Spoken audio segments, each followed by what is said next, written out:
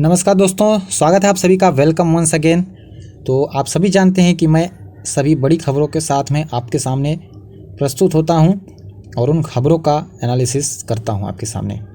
तो बिहार चुनाव की बात करते हैं। एनडीए को जो है पूर्ण बहुमत मिल गया है, आरजेडी को तो भाई इस बार बहुमत नहीं मिला है, लेकिन हाँ आरजेडी जो है सबसे बड़ी पार्टी के रूप में उभर के आई है। रिकॉर्ड बना दिया है 75 सीटों के साथ में अकेले उसने जो है परचम लहराया है बिहार में।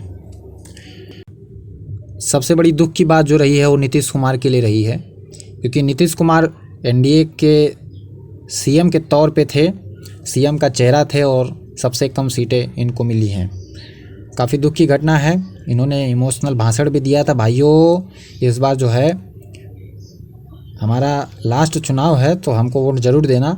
लेकिन ठीक है, एनडीए की पार्टी तो बन गई है।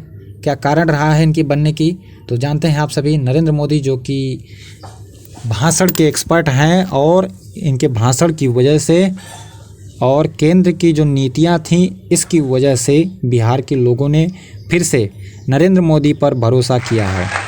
और इस तरह से बिहार की जनता ने बता दिया है कि इस बार हमारी जो पार्टी है बिहार की, जो सीएम होंगे फिर से नीतीश कुमार होंगे। पूरी तरह से हमको भरोसा है नरेंद्र मोदी पर। बात करते हैं कि किसको कितनी सीटें मिली हैं, तो देखा जाएगी एनडीए को 125 सीट मिली हैं, जो महागठबंधन थी उसको 110 सीट मिली है। वहीं पे जो बाकी पार्टियां थी उनको 8 सीटें मिली हैं।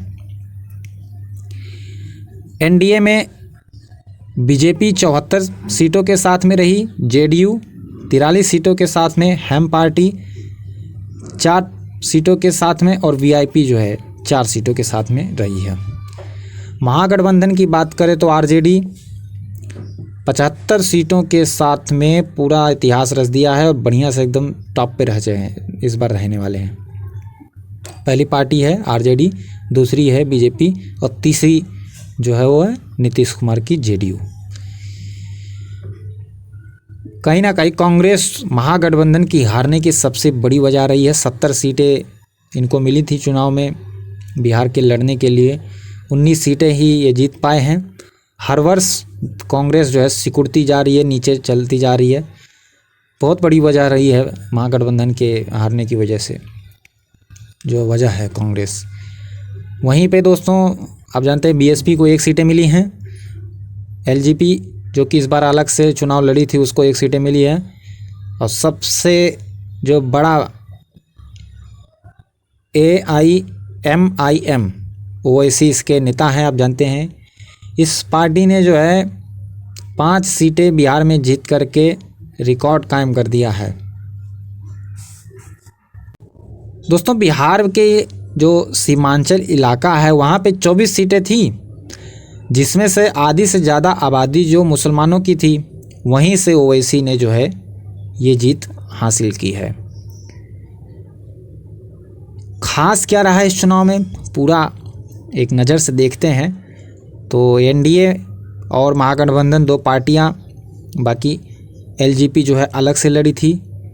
एनडीए में जेडीयू था, बीजेपी था और हिंदुस्तानी आवाम मोर्चा और विकासशील इंसान पार्टी, ठीक है, 4 पार्टियां थीं। वहीं पे महागठबंधन में आरजेडी, कांग्रेस और 3 वामपंथी पार्टियां थीं। मुख्यमंत्री का चेहरा तो आप जानते हैं नीतीश कुमार ही थे। और एलजेपी इस बार जो है एनडीए में नहीं थी, उसने अलग से चुनाव लड़ा अपना, 1 सीटें उसको मिली है उसमें। 3 चरण में बिहार का चुनाव इस बार हुआ था कोरोना की वजह से। और भारत में जो कोरोना के बाद में पहला चुनाव है जो महामारी के बीच में हुआ है। चुनाव आयोग की माने तो मतगणना जो है ज़्यादा समय कोरोना की वजह से ही लगा है। रात को 2:30 बजे तक काउंटिंग हुई और इस बार जो है 2015 से ज़्यादा मतदान हुआ है, 57.05% हुआ है। तो नीतीश कुमार फिर से सीएम होंगे। बिहार की जनता का मूड आप सभी जान चुके हैं और इस तरह से जो है चुनाव का एनालिसिस था। कहीं ना कहीं महागठबंधन पीछे रह गई, काफ़ी दुख की घटना है और इसमें कांग्रेस का बड़ा हाथ माना जा सकता है। तो फिलहाल के लिए यहीं तक दोस्तों, मिलेंगे अगले वीडियो में। Thank you very much. जय हिंद, जय भारत।